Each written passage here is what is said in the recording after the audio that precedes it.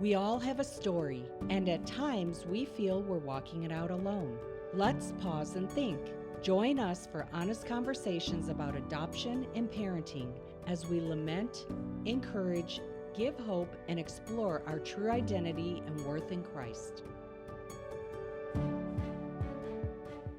Hello, we are back to Pause and Think. And today I have the pleasure of introducing you to a beautiful friend that we met back in January, or was it the beginning of February? Very chilly, Pennsylvania, at the field conference. You sit with a lot of people, and the Lord had it in mind that we meet Irene Kim. We were easily just into conversation. We were there, Jackie, Darby, and me. And we really enjoyed meeting you, Kim, and just listening to your heart and what you are actually doing in a very tender spot, I feel like, Mhm. for a lot of women. And so she is a licensed professional counselor, she's a professor doula, and she's a doula trainer. And so that caught my attention right away. Um, and you're also an author in children's book um, author, and I would love for you to say the name because I don't want to mess it up. So could you tell us what that book is named, and then we can, just enter into the conversation that we're Yeah, scheduled to have today. of course. No, thanks for having me. The title of the book is called How Eunhye Found Her Light Again. Oh, So wow. Eunhye is like a Korean name. Uh-huh. But yeah, so it's kind of a story that's like symbolic of like trauma, just through Mm. this kind of very like um, symbolic book about a girl and her light and how it went out and how she kind of like found her light again. Hmm. I love that you pay attention to that side of feelings and that side of life and how it Mhm. impacts later on. And so I think it connects directly with your love for tending to the postpartum woman, Yeah. um, because that's a very beginning of someone's story. It is a very important part of the mother's life, and it's the very beginning of someone coming into the world. Right. And so I see it in scripture throughout how the Lord is very intentional in considering the postpartum, even the sheep, when he in Old Testament, it's very clear that he has a special attention to Mhm. every female that gives birth. It's like a Mhm. different pace when they travel, it's a different kind of care. And not to mention the women of Israel. They Mhm. were very tended to. There was a different protocol and how you handle the whole postpartum period. And so I love that you are really honing into that very vulnerable state. I don't Yeah. think there's a very, I don't think there's um, a more vulnerable spot for a woman Yeah. than postpartum. What brought you into that line of work?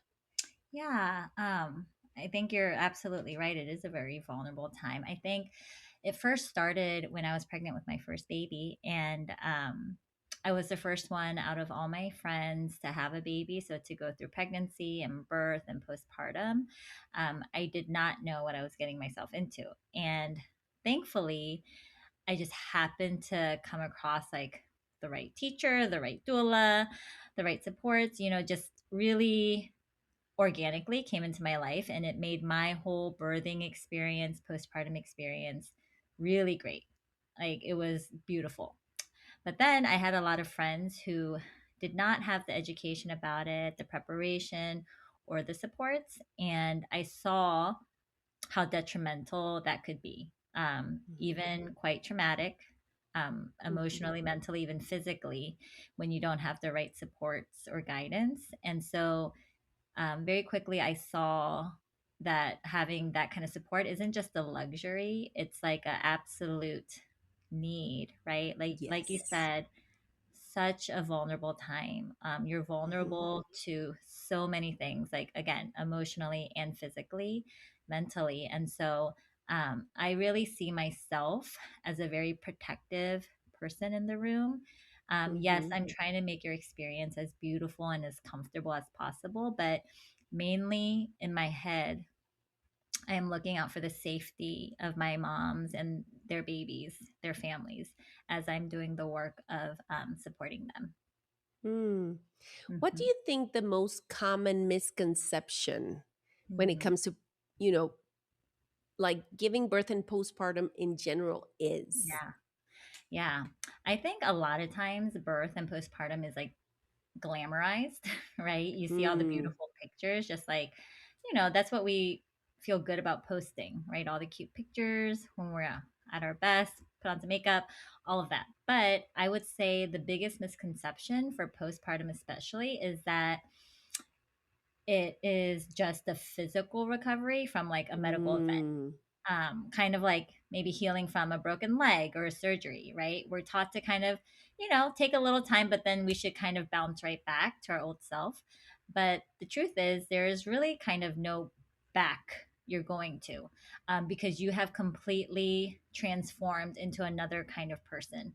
We actually have a term for this. It's called matrescence, and it's kind of like mm. adolescence when, Hmm. like there's that transition from childhood to adulthood, right? Yeah. And during that time, we know that teens go through a lot, as they transition as Mm-hmm. teenagers. But matrescence, in its own very unique way, which again, I don't think people know that term that much. Yeah. And that's so fitting because people don't understand the transformation that a woman actually goes through. And this transition from just a woman to a mother, it's like a Mm. total identity shift. Like your body, your brain, Absolutely. your hormones, like your soul is literally being rewired. And so I Mm-hmm. think like when society tells like a woman to, get back to normal in 6 weeks, it's like asking a butterfly to like go crawl back into your cocoon. It's just, it's literally impossible. And so my work largely with postpartum moms is about helping them meet the new version of themselves, Hmm. um, and one that is stronger, more expanded, but just completely different but beautiful in its own way. Wow, that's a beautiful analogy. The butterfly. You would never ask it to go back into the No, cocoon or, the prior form because it's not meant for that.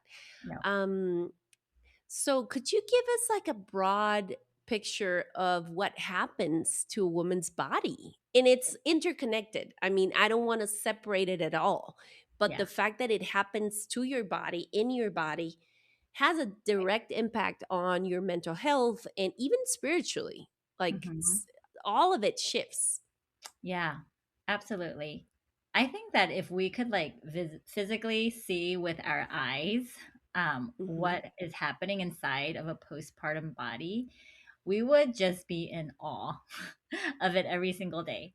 For Hmm. example, like within 24 hours, like after you have a baby, your Hmm. hormones, specifically like the estrogen and progesterone, it drops faster than any other time in human existence. And when I say drop, it's like the physiological equivalent of a cliff dive. You are literally plummeting. And when that happens, it's kind of one of the biggest reasons why many moms face baby blues or Hmm. postpartum depression, right? And then at the same time, your brain is kind of undergoing this incredible like neuroplasticity where it's kind of pruning away old pathways and growing new ones that are needed in order to be more empathetic, to be able to connect and even to be more alert. And this is often where the mama bear, is Hmm. is um, is born, Hmm. and we Hmm. have those mommy instincts that are kind of set into full gear because your nervous system is just on high alert now to protect your baby, and it is a state of actually extreme vulnerability, and extreme strength.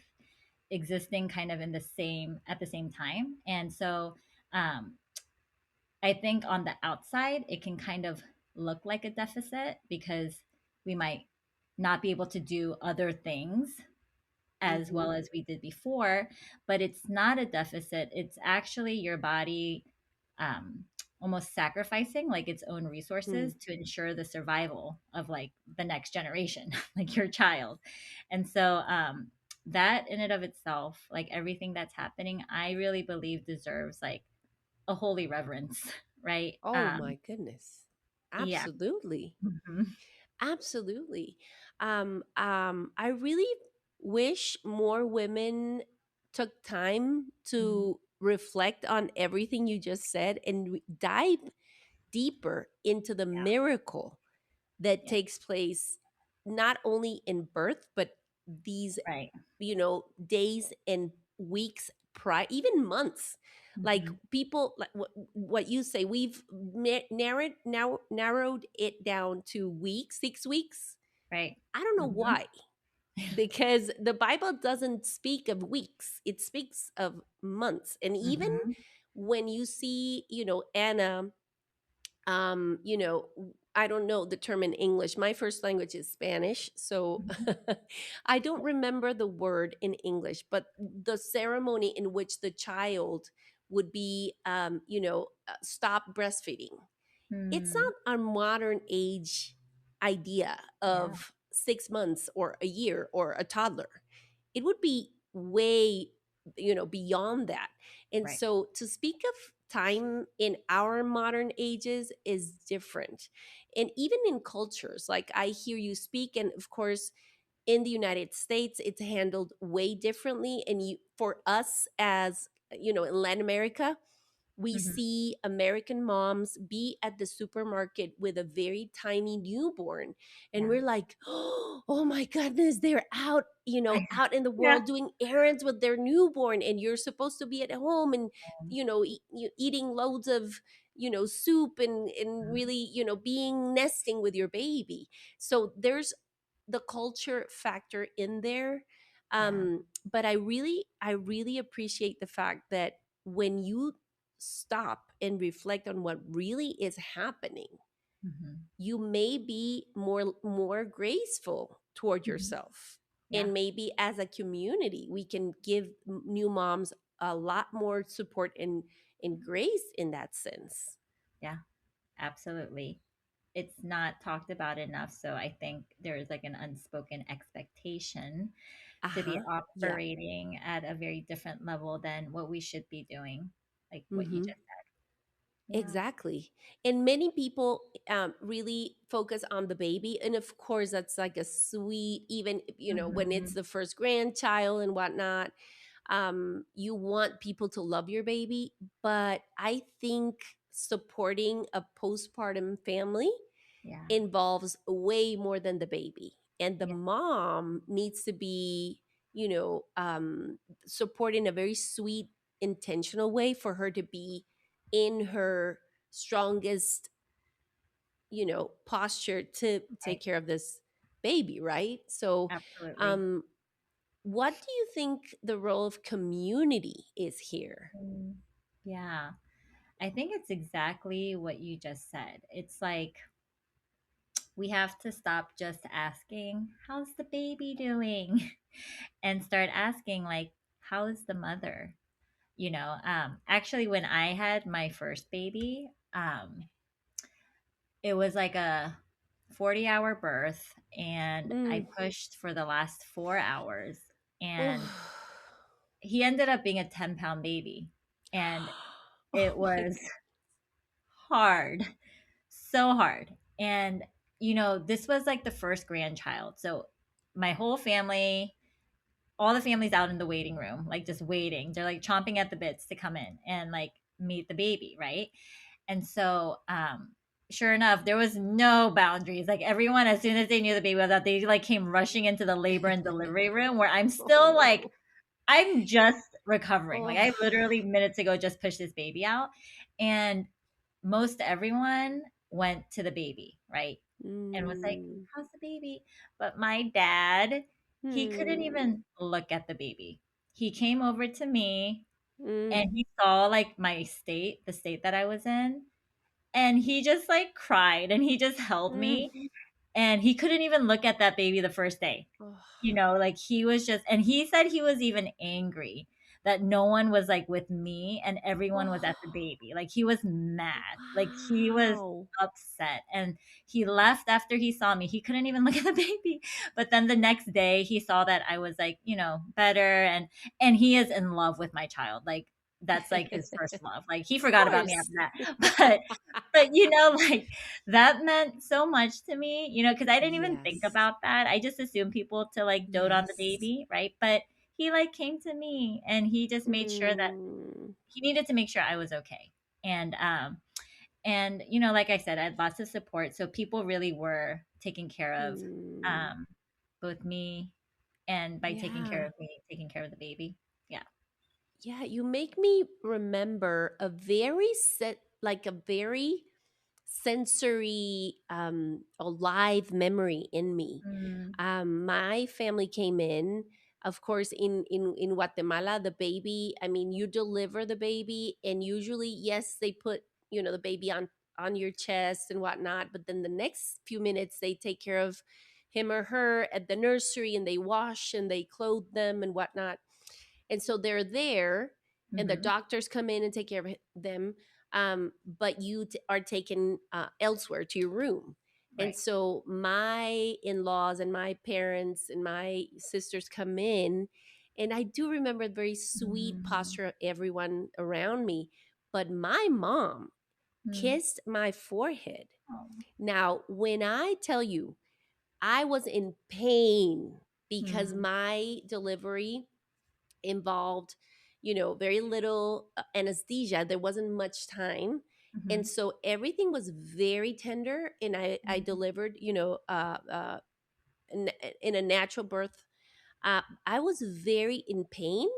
yeah. I can tell you, I remember my mom's kiss connecting and Mhm. actually stopping the pain for a little bit Mhm. Oh, yeah. when her lips touched my forehead. And Mhm. I was like hyper I when you tell when you say about the experience in your body that you're hyper vigilant, I do remember that very vividly, and Yeah. I remember it in my body. So that's the kind of power that this type of affection at those very very vulnerable points can afford a new mom. Yeah. And now we're talking about this whole experience, and now I have to bring it back to I it's hard for me to imagine Mm. going through birth Mhm. and then being separated from my baby. Mm. And so Mhm. this is the kind of world that I move in, considering adoption and foster care and Yeah. and Yeah. and everything that has to happen and not happen Yeah. for a mom to be separated from her baby. Yeah. And now, how would you even go about supporting a birth mama that Ugh. has had to have that decision in her life?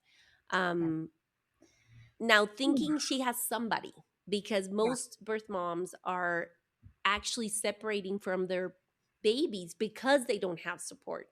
Yeah. But this is a call to the church, and we have to see the whole equation, not only speak about, coming for the child and supporting the adoptive or foster mom, which we want to see happen, and you I would think the whole spectrum of that scene, the birth mom is the least supported and the Mm. least talked about.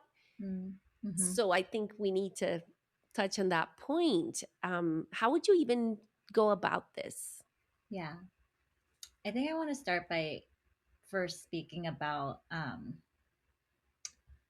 what it is to be connected to your child, right Mm-hmm. after birth. So I'll start by talking about right after a baby is born, like literally the minutes, seconds following of the birth, right? And remember, when a baby is born, they're still connected to the cord, right? They come Mm. out connected to the cord, literally Yes. connected to you still, right? Uh-huh. And then what do? After a few minutes, you cut that cord, right? Mm-hmm. But even before that cord is cut, they bring baby up straight to the mom's chest.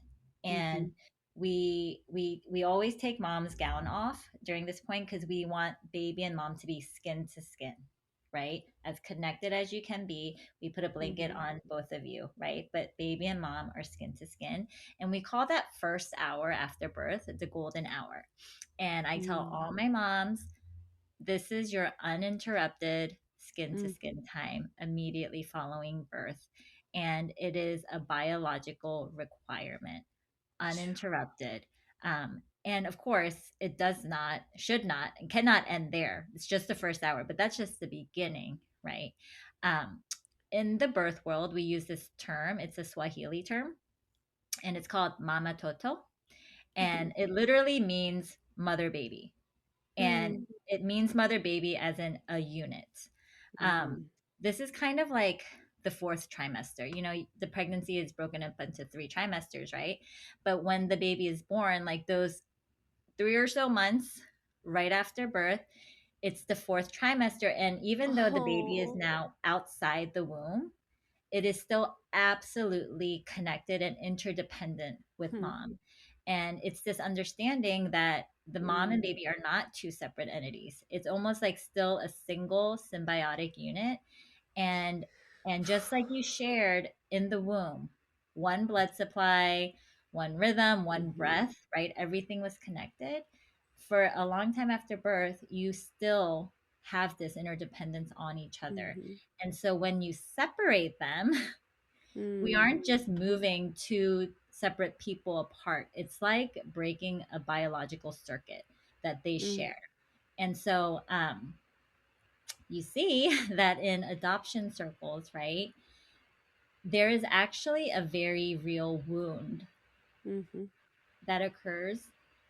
Oh, I'm gonna cry when you separate mom and baby, right? We call it Mm-hmm. kind of like a primal wound. And Mm-hmm. even if a child is too young to have words for it, their nervous system, just like the mom's nervous system, remembers the moment the unit was broken, Mm. that circuit was cut, and they carry this wound deep into their adult years if it is not tended to, right? And I remember when I was doing foster care and working with kids who had been disconnected from their families. Um, one of the saddest things that I've seen is that I felt like a lot of the babies who I cared for, who were, you know, foster babies, they actually didn't cry a lot. Mm-hmm. Mm-hmm. And the reason for that Mm-hmm. is because a lot of times, you know, crying is like a communication, right? You cry, Mm-hmm. someone hears you, and then they Yep. tend to you, right? Mm-hmm. And when you're connected to your mom, you cry, needs are met very quickly. Babies who have been separated often don't get that response, and so Mm-hmm. babies who have been separated stop crying because no Mm-hmm. one is there to Yes. respond quickly, and it's like part of that wound that they have, right? And Yes. so um, as a therapist, I see how this wound can show up decades later as like a Mm-hmm. deep, unexplained sense sometimes of not belonging, maybe a fear of being left or abandoned. Mm-hmm. And understanding this is huge so that we aren't left hopeless, right? We Mm-hmm. have to be really intentional, though, about Mm-hmm. almost like reparenting the nervous system, right? Yes. To Yes. teach the body Mm-hmm. through consistent love and attachment that it is safe and that Mm-hmm. you can learn to love and trust the world Mm-hmm. again. Yes. It's we are built for connection Hmm. and attachment. And Yeah. I understand how I can just understand the impact that that rupture. I love how you describe it as a biological circuit that was cut. Mm-hmm. and now it's incomplete or even open. Yeah. And the key role that a foster mom or an adoptive mom Mm-hmm. needs to step into and understand the Mm-hmm. need of the child, and in a way accepting that it won't be what the original, Mm-hmm. you know, blueprint was, Right. is part of a loss, and it's part of a grieving process that both parties need to go through. Yeah. But what would you say to adoptive moms or foster moms to who step into that scene of separation? Right. Um, for them not to be disheartened. I've seen very small babies reject, quote unquote, Mm-hmm. because it's Mm-hmm. not, any, of course, not a voluntary posture on the baby's Right. part. It's just not registering, I guess, in their brain and their sense of smell and in Yeah. everything that involves, being separated from mom. So I've seen very tiny babies don't connect. It's not like you can substitute and then a bottle will be fine, or, you know, so what could you say to encourage foster or adoptive moms? Yeah. That is really, really hard. Because Mm-hmm. here you are trying to love on a child, Mm-hmm. trying to build trust. Mm-hmm. And I think for a while we can do it. And even if it's not working, we're like, okay. But at a certain point, it gets very tiring. Mm-hmm. You might even start to feel a sense of rejection. Mm-hmm. Um, you might experience what we call like compassion fatigue, right? You're just Yes. tired out, right? Mm-hmm. I would tell these moms or parents not to take it personally. Yeah. I would say, while yes, the goal is to attach, it's also not the main goal. I would say the Mm. main goal is to be a safe space. If you Mm. make that the goal, Hmm. I feel like there is almost like an added Yes. layer of pressure Mm-hmm. that the child feels too. Hmm. And anything with pressure, Yep. I feel like is resisted, right? And Mm-hmm. so if you are like trying to attach, trying to connect, Yeah. it can almost be counterproductive, right? Wow. Feel forced, even. I Mm-hmm. would say the greater goal and what's really needed is to be a safe space. Like literally creating a space in your home, in your heart, where this child can come and be exactly where they are. Maybe they're at a Mm. place where they are really just still grieving. They don't want to connect right now. They just want to be sad. They want to be mad. Mm. They they don't want to connect with you. Hmm. That's where they are, right? And to force or push that upon them, I feel like even if it comes from a good place, right, can be counterproductive and even, I don't know if I want to say hurtful, but it can be. Mm-hmm. It could feel Mm-hmm. dismissive to what they're experiencing, right? Wow. This is so helpful, Irene. I really, Mhm. truly thank you. I Yeah. don't have newborns, and this is coming in handy today for me as mom to young adults Mm-hmm. today, Mm-hmm. because Yeah. the expectation of attachment and the prayer Mm-hmm. for attachment is there. But Mm-hmm. if you shift that to, no, you're a safe place. You Mm-hmm. want to be a safe, that you can do, Mm-hmm. whether he or she are ready for connection or attachment or whatever, you Right. are always able to provide a safe space. So that's attainable. Yeah. That is absolutely a wonderful place to be. And Yes. oh my goodness, I really appreciate the time you're taking, and I think this should be our first discussion on postpartum and the miracle of everything that happens in a woman's body, in a baby's body, and how the community can come together to support a postpartum mom. Whether things go, storybook um like, or nightmare like. Right. um so in wrapping up, what would you say is the is the best approach for a community wanting to support a postpartum mom, Mhm. whatever the situation, even if there's even bereavement, which is another topic, but a postpartum Mhm. mom, what would you say n- she needs from her community? Yeah. I would say I first and foremost encourage actually like families who are expecting a baby to build a postpartum plan or like even a Mm, village map of like their resources. mm-hmm, But sometimes like parents don't do that. They're just like drowning already in mm-hmm, responsibilities and different stuff, and they don't have a plan, right? Um, when you're in the fog of postpartum, you also don't even like sometimes know your own name, let alone like what's for dinner or anything like that. And I feel like a real community shows up, right? mm-hmm, They're not just saying like, "How's it going? Need anything?" Because often the mm-hmm. answer to that is like, "No, I'm fine," or like, because you Yeah. don't have the bandwidth to even think, right? And so a village, a real community would show up and just say, "I'm dropping off a meal on Tuesday. Yep. I can come fold your laundry on Mm-hmm. Thursday. I'm swinging by. I'd love to just sit on the porch with you for an hour if you want to take a nap without listening for the monitor, and I can just kind of make sure everything's okay while you go rest, right? Mm-hmm. It's Mm-hmm. doing things, thinking of, just those very basic needs, Mm-hmm. eating and rest.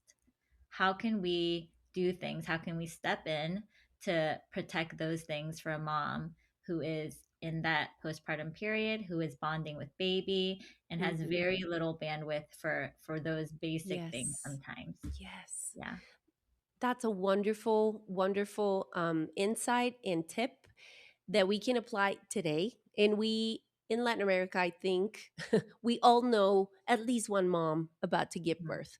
And if you are in the family of God, and if you're connected to a church, you probably know a pregnant mom. Yeah. And so this can be so helpful. Yeah, I think it's a very beautiful piece of the puzzle. And thank you for your expertise and your insight, Irene. We really appreciate you, and thank you for this conversation. Let's meet again here at Pause and Think podcast. Please leave your comments, your stories. We're eager to hear you and to stay in touch. So contact us at whosami.org. And we're here always so happy to connect. Así que gracias. Thanks for joining us for this episode of Pause and Think. For more resources and information, go to whosami.org.